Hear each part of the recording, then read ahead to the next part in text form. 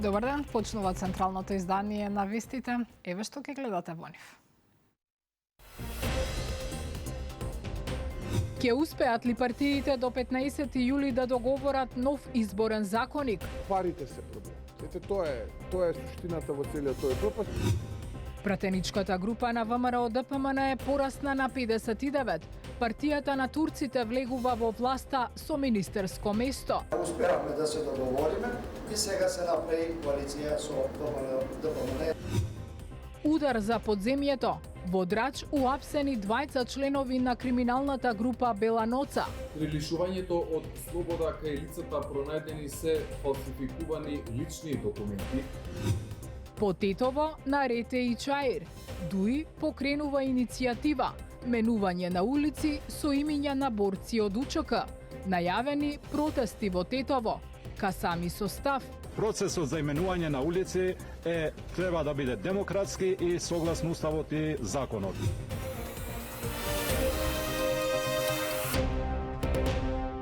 Да не се губи време, изборниот законник да се донесе до 15 јули. И денеска ВМРО-ДПМН ги повика опозицијските партии на консензус, но повторуваат дека единствен услов е диаспората. СДСМ пак ја обвинува власта дека подготвува алиби за неисполнување на реформската агенда. Нов обид за консензус ќе има од понеделник. Андријана Лазова-Божиновска. До среда да постигнеме договор и реформската агенда да ја исполниме во целост. ВМРО-ДПМН повторно ги повика опозицијските партии на консензус за изборниот законник.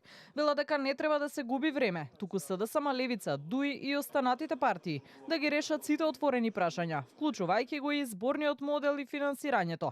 А владината коалиција ВМРО-ДПМН вреди и знам, ке дадат бланко поддршка. Единствен услов повторија дека е диаспората на која инсистираат да и се олесни начинот на гласање. По пратеничката група, попладнево повик до опозицијата упати и партискиот лидер и премиер Христијан Мицкоски. Слушам во јавноста разна дебата и лаги и конструкции од одредени поединци на политички партии од опозицијата, претежно од Левица, како сега да се оправдаат пред оние малкумина кои што го давале гласот за нив, затоа што учествувале во преговори, се договарале и затоа што сега во суштина не изгледа Робер Спиер како они што кажуваат, туку во суштина парите се проблемот. Тоа е суштината во целиот тој пропаст. Сега излегуваме во јавност, па манипулираме, па креираме лаги и така натаму и така натаму. Но и тоа не е проблем. Ево од нас ќе скратиме да имаат тие повеќе. Само дајте да го поминеме изборниот законник. СДСМ и понатаму има сомнежи и гледаат скриени намери кај власта. Тврде дека се прави терен за неуспех во реформската агенда, а главен виновник да биде опозицијата која не се согласува на предлог измените. Согласање на иселениците без физичко присуство. Вела дека се отвора врата за изборни нерегуларности, зашто веќе најавија дека нема да дадат поддршка. Изборниот законник за Мицкоски не е цел, туку изговор. Тој и неговата криминална група не сакаат да го донесат овој закон, за да имаат алиби зошто не ја исполнуваат реформската агенда. Тие свесно го блокираат процесот за да можат да кажат дека опозицијата не дозволува, а вистината е дека тие не сакаат Европска унија. СДСМ нема да дозволи изборен грабеж, ниту со електронско гласање, ниту со гласање преку пошта без контрола. За сега нов меѓупартиски состанок не е планиран. Најава има само од Левица, од каде изјавија дека следната недела ќе иницираат средба со СДСМ и ДУИ за да постигнат консензус околу една изборна единица како најважно прашање од пакетот измени. Пратеникот од Демократската партија на турците се приклучи кон ВМРО-ДПМН, со што владеачкото мнозинство сега брои 59 пратеници. Партискиот лидер Зејнула појасни дека одамна го напуштиле Европскиот фронт на ДУИ и дека соработката со ВМРО-ДПМН е долгорочна. Премиерот Мицкоски најави дека партијата ќе добие министерско место и директорски позиции, кои ќе бидат соопштени следната недела. Афродита Рамос. Парламентарното мнозинство доби уште еден пратеник. Демократската партија на турците на Македонија се приклучи кон коалицијата предводена од ВМРО-ДПМН, со што оваа пратеничка група сега ќе брои 59 пратеници. ДПТМ ќе добие министерско место во владиниот кабинет, како и раководни позиции во одредени институции, најави премиерот Христијан Мицкоски. Членот во владиниот кабинет ќе биде и неговите обврски ќе бидат предложени односно представени пред јавноста и парламентарците следната недела.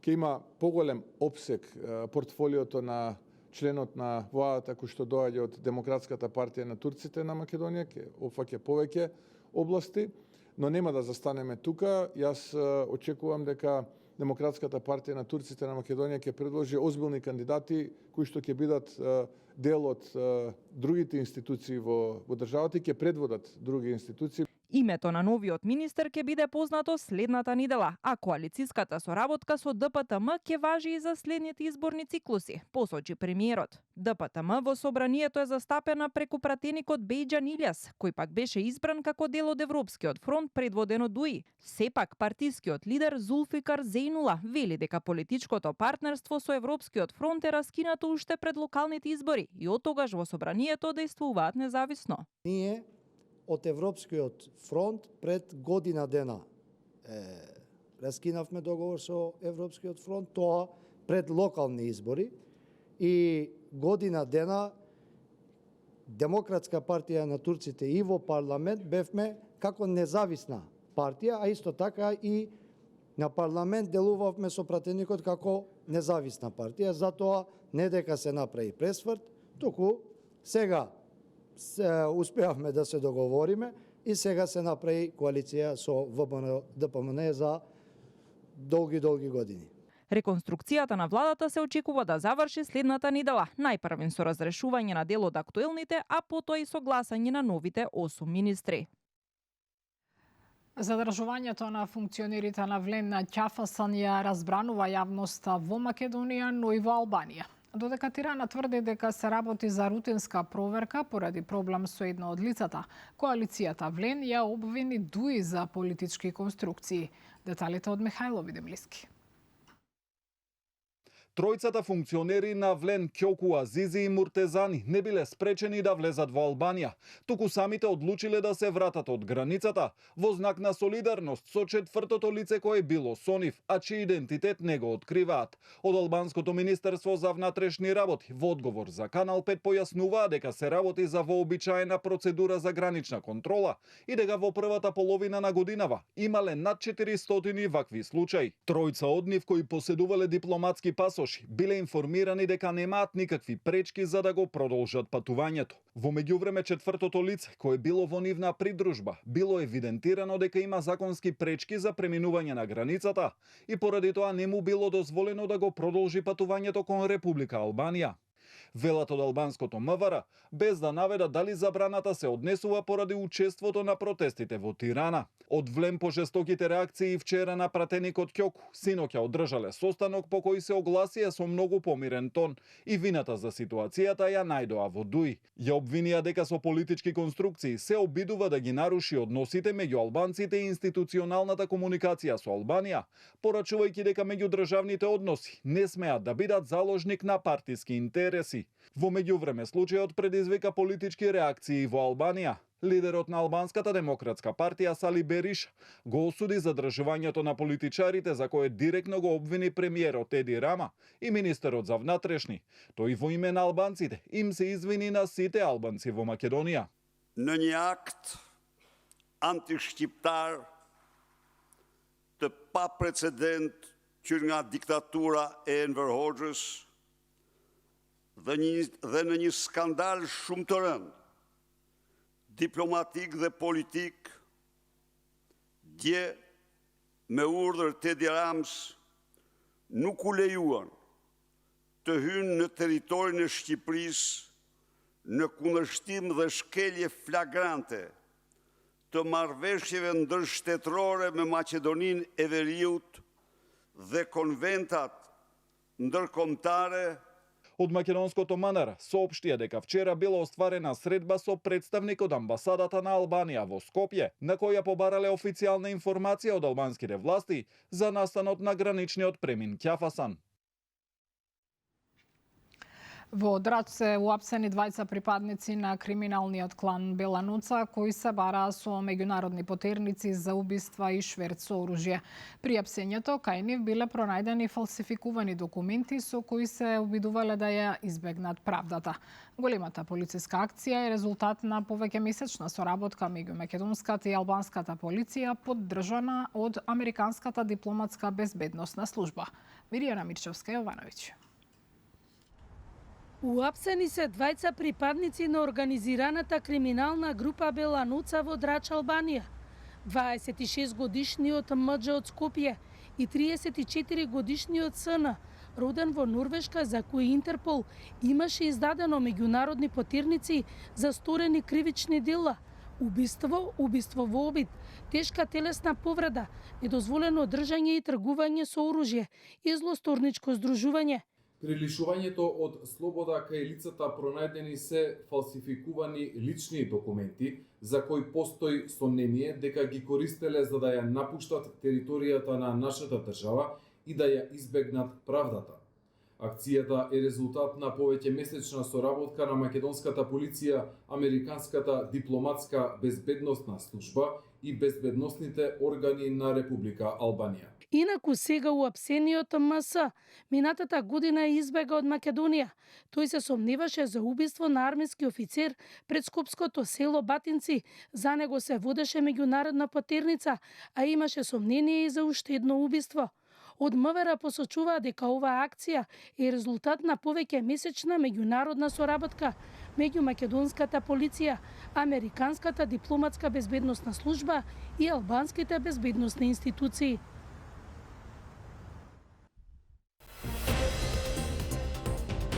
Крај на примирието. Ескалира војната меѓу САД и Иран со жестоки напади и жртви. We'll lift our blockade if you stop shooting chips. Општина Чаирија прифати иницијативата на ДУИ за преименување на дел од улиците со имиња на борци од УЧК. Додека Чаир чека дозвола од владата, во Тетово тече постапката за враќање на старите називи по одлуката на Уставниот суд.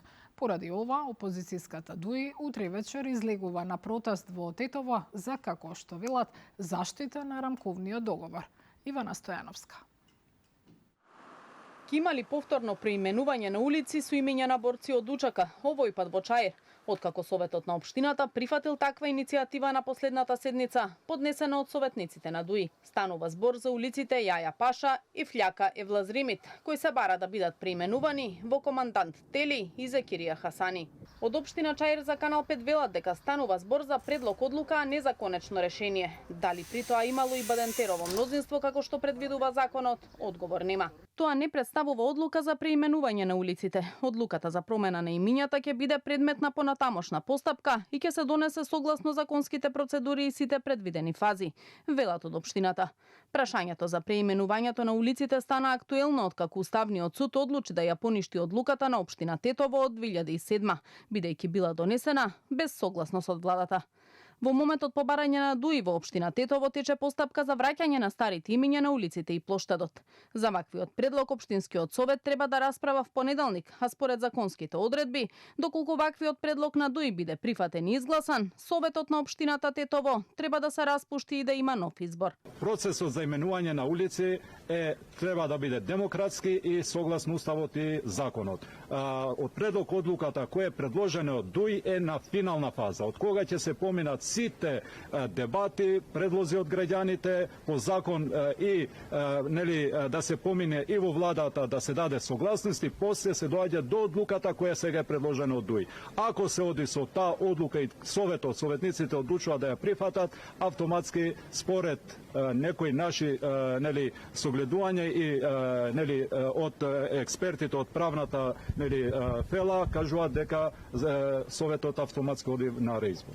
Одлуката на Уставен ДУИ ја искористи и да организира протести во Тетово, а нов марш најавуваат за утре. Касами вели дека станува збор за политички протест, бидејќи во општината веќе тече постапка за именување на повеќе од 200 улици, зашто е формирана и комисија која треба да стави крај на овој долгогодишен проблем со именувањето на улици во Тетово. Од вкупно 297 улици во оваа општина, само 81 имаат официјални имиња.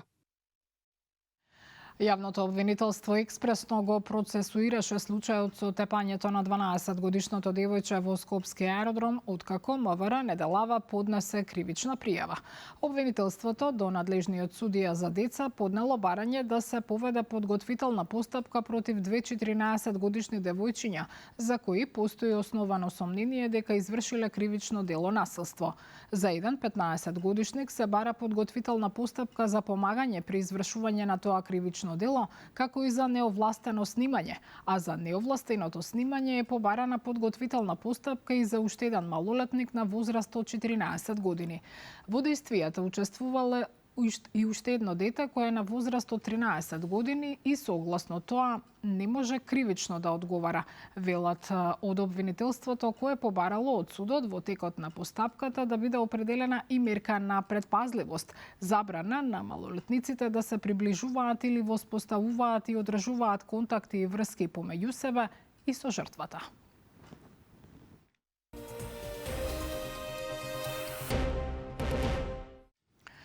Се менуваат правилата за престој во државните студентски домови. Се воведува горна старосна граница од 30 години и строги казни за кршење на куќниот ред. За потешки прекршоци студентите ќе се соочат со забрана за користење на домовите до 5 години.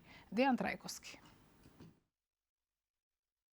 Додека илјадници матуранти стравувале дали ќе дојдат до соба во студентските домови, така наречени студенти на хартија успевале да го изиграат законот и да живеат во студентски дом по поволна цена. Имало и случај кога 40 годишници цела деценија престојувале во собите, откако претходно запишувале година без дипломата да им биде приоритет, туку да добијат струја, грејење и 3 оброци дневно, сето за 3400 денари. Министерството за образование најави, во домовите веќе нема да смее да престојува некој над 30 години. Домовите се сега празни, но од 1 октомври, кога студентите повторно ќе се вратат, ќе ги пречекаат поригорозни правила, уредени со закон. Освен построгата контрола кој ќе добие соба, поригорозно ќе се спроведуваат и веќе постоечките правила, меѓу другото, за внесување на алкохол и наркотици во објектите, уништување на инвентарот, како и агресивно и насилно однесување. Оние што ќе ги сторат овие прекршоци ќе се соочат со последици, а ќе треба да си бараат и приватно сместување. Ресорната министерка Јаневска порача одговорност ќе имајќи и менаџментот на домовите, доколку законот не се почитува. Забрана за време од 1 до 5 години за сместување во студентски дом за студенти кои ќе сторат потешки повреди на куќниот ред, на што мислиме ќе направат штета на инвентарот, ќе бидат фатени со алкохол или други супстанции, или доколку се констатира навредливо, заканувачко, агресивно или насилно однесување, физичко или психичко малтретирање, вознемирување, дискриминација. Од студентското собрание велат дека редот е неопходен во студентските домови, особено во делот на безбедноста и мирот, па треба да има и пропорционални санкции. Од студентските платформи пак побараат да нема селективност во процесите, а одговорност да има и кај институциите кога условите ќе бидат под достоинството.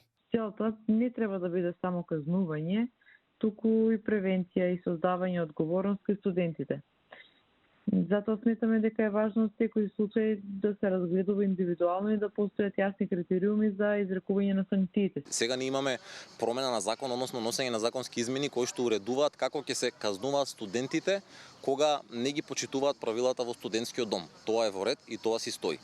Но што правиме кога институциите, односно кога другата страна не го почитува достоинството на студентите? Само во изминативе, да речеме 6 месеци од почетокот на оваа година, добивме стотици пријави за најразлични предизвици и проблеми во студентските домови, од појава на лебарки, глодари во собите или во тоалетите, до немање топла вода. Директорот на Државниот студентски дом Скопје Александар Каровски за Канал 5 вели дека внесувањето на недозволени работи биле и досега строго контролирани, а очекува со новиот закон да се надмине проблемот и кога студентите кои добивале соба, истата ја издавале на трети лица за повеќе пари. Првите километри од автопатот Тетово-Гостивар, што го гради конзорциумот Бехтел Јенка, ќе бидат пуштени во употреба следната година. Владата најави дека се работи и на документација за идно железничко поврзување на Скопје со Тетово, Кичево и Охрид. Паралелно се проектира и поврзувањето со Призрен, кое ќе го вклучува најдолгиот тунел во Македонија. Сандра Спасовска. Следната година, ако се продолжи со оваа динамика на работа, ќе бидат пуштени во употреба првите километри од автопатот Тетово-Гостивар, проект кој го работи конзорциумот Бехтел и Енка, најави вице-премиерот и министар за транспорт Александар Николовски. Очекува до крајот на 2028 овој автопат да биде и целосно завршен, а дополнително, како што најави преку планот за раст со Европската унија, на коридор 8 се работи и на документација за железничко поврзување на Скопје со Тетово и Гостивар во прва фаза, со Кичево во втора фаза и во трета фаза со Охрид, Струга и Албанија. Добро од изградбата на автопатот Тетово-Гостивар. Решени се сите прашања поврзани со експроприација. Сега се решаваат прашањата кои што се поврзани со дислокација на водови, паралелно се работат над патниците, односно мостовите. И доколку продолжиме со ова динамика, веќе следната година ќе ги видиме првите завршени километри, а до крајот на 2028 година целосно ќе биде завршен автопатот од Тетово до Гостивар. Откако пред неколку дена ЈПДП и Европската банка за обнова и развој потпишаа договор за изградба на автопатот Скопје-Блаце, во план е Македонија со Косово да се поврзи и преку автопат Тетово-Призрен. Николовски вели основниот проект од македонска страна е завршен. Во моментов се работи на проектирање на тунелот кој се очекува да биде најдолг во земјава и ќе поминува низ Шарпланина. Градежен факултет веќе основниот проект го сработи. Зборувам за нашата страна од проектот. Побараат под дополнителни информации во делот на тунелот, должината на тунелот и точката на спојување. Ние тие информации ги доставивме, имајќи предвид дека ќе има еден исклучително долг тунел, односно најдолг тунел во државата. Сега работат на проектирање на тунелот. Тунелите се најсложени инженерски зафати и веднаш што завршат со проектирање на тунелот, ја знаеме точната вредност и ќе почнеме да обезбедуваме средства. Министерот информираше и дека согласно податоците за првите 6 месеци годинава, аеродромите во земјава обслужиле околу 2 милиони патници, а до крајот на 2026 очекува оваа бројка да надмине 3,5 милиони, за во периодот кој следи да достигне 4 милиони патници. Сеќавањето на Сребреница е цивилизацијска обврска. Ова е пораката која беше упатена на одбележувањето на годишнината од Македонското собрание.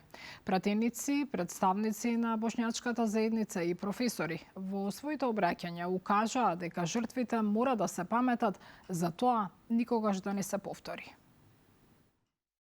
Геноцидот не започнува со звукот на оружјето. Тој започнува многу порано, со индиферентноста на луѓето кон насилството. Започнува со зборот што потикнува омраза, со негирањето на достоинството на другиот. Таму не се уби само еден народ. Таму значи се уби цело човештво и да не кажеме дека се погреба цела една цивилизација. Денес не зборуваме со јазикот на отсвета, збориме со јазикот на правдата. Не зборуваме да бидеме, да ги подолбочуваме поделбите. Зборуваме да го спречиме нивното повторување. Министерот за здравство во заминување Азир Алиу денеска на брифинг со новинарите презентираше што се сработил во 13 месеци мандат. За законот за пушење кажа дека очекува за неколку недели да стапи на сила, но не ги објави кои биле забелешките. Деталите од Сања Трајковска-Ставров. 15-тината закони поврзани со здравство, вклучувајќи ги и донесените измени за секој што сака да може да стане потенцијален органодарител. Медицински факултет да овозможи студии за парамедици и тие лекари да бидат постојано вработени во итната медицинска помош. Старт за дигитализација е и здравството да има пристап до пари и искуство од Европската унија. Ова се само дел од тоа што Азир Алиу, министерот во заминување, вели дека го остава зад себе за 13 месеци работа по најавената реконструкција на владата со која го отстапува секторот на Сашо Кликовски. Еден од законите, оној за заштита од пушење, кој според Алиу е клучен. Формално се уште ги нема минато сите филтри за да стапи на сила, а за него има 8 амандмани или забелешки, кои се Алиу не откри. Кажа дека тоа е задача на новиот министер. Денеска е петок, јас сум веќе министер во заминување, не би сакал да влезам во детали. Најверојатно од наредната недела новиот министер ќе треба Јас денеска имав состанок со него, го брифирав за сите отворени процеси, за сите процеси кои што се завршени. Најверојатно ќе треба да од наредната недела да биде повеќе инволвиран во законот и да даде после одговор на овие прашања. Во однос на проблемот со недостатокот на кадар за итната медицинска помош, Алију вели дека она што било до него завршил во однос на процесот за да има студии за парамедици, а околу 2 месеци чекал Сенатот на УКИМ да се произнесе. Чекаме од УКИМ одговор од Сенатот и да се да помине како нова судиска програма. Тие се 3-годишни студиски програми кои што ќе овозможат нашите екипи да бидат по-оптимални, по-добро организирани, но од другата страна да имаме предвидливост за брза помош, бидејќи на вистина освен инфраструктурата, еден од главните проблеми е и човечкиот фактор. Во однос на тоа што сакал, а не успел да направи како министер, тој посочи дека жали што немал време како функционер да издействува парите да го следат пациентот, односно секој граѓанин да може да си ги искористи финансиите што ги плаќа секој месец за здравствено осигурување и во приватна болница, односно да се лекува каде што сака. Со новите измени на законот се воведува предвремена отплата на лизинг без дополнителни трошоци. Државата го засилува надзорот и бара лизинг компаниите да го зголемат капиталниот праг на 30 милиони денари. За кршење на новите правила се предвидени глоби до 50.000 евра. Маја Стојановска. Предметот на лизинг повеќе нема да може да биде заложен без писмена согласност на корисникот заверена на нотар, а обврските ќе може да се исплаќаат и предвреме без дополнителни трошоци. Ова се само дел од новините опфатени со измените на Законот за финансиски лизинг, со кој, како што објаснуваат од Министерството за финансии, се воведува поголема заштита за корисниците, но и засилен надзор врз лизинг компаниите. Измените носат и потранспарентни договори, кои доколку се исполнети законските услови ќе може да се склучуваат и електронски. Воедно се зајакнува и контролата врз компаниите, кои ќе мора да добијат дозвола за работа од Министерството за финансии и да имаат повисока основна главнина од досегашните 6 на 30 милиони денари. Поголема транспарентност, посилна заштита на корисниците, поефикасен надзор и модернизирана регулаторна рамка усогласена со европските стандарди се клучните новини што ги носат измените на Законот за финансиски лизинг. Измените усвоени од Собранието представуваат еден од 8 чекори што Министерството за финансии ги реализира во рамки на реформската агенда, соопштија од Министерството за финансии. Председателот на Асоциацијата на лизинг друштвата во Македонија Маријан Манчев ги поздравува овие законски измени, но смета дека има простор за дополнително развивање на лизинг секторот, особено во делот на недвижностите. Иако законската рамка и сега дозволува финансиски лизинг и за недвижности, во пракса овој модел кај нас најчесто се корисни за движни предмети како автомобили и опрема. Манчев смета дека за поголема примена и кај недвижностите се потребни дополнителни законски измени, особено во даночната регулатива, зашто најави дека ќе се разговара со Министерството за финансии. Ќе се направат соодветни измени кои ќе го тргнат така нареченото двојно оданочување при финансирање на недвижности и понатамошно тргање на ДДВ-то на камата што го има при лизинг трансакциите. Значи, тие се некои следни чекори кои што лизингот би го направиле уште подостапен и поконкурентен за финансирање и на подвижни средства, каде што сега де факто е и лидер лизинг како продуктот во финансирање на движни предмети, односно возила, меѓутоа и сериозно би го промовирал и во делот на финансирање на недвижности. Инаку за непочитување на новите правила, лизинг компаниите ќе можат да бидат казнети со глоби од 500 па се до 50.000 евра, а казни се предвидени за одговорните лица во компаниите, нотарите, ревизорските друштва, но и за корисниците кои нема да ги исполнуваат законските обврски. Јана Јосифовска ве очекува во последното издание на Само вистина за оваа недела. Веднаш по вести ве останете со Канал 5.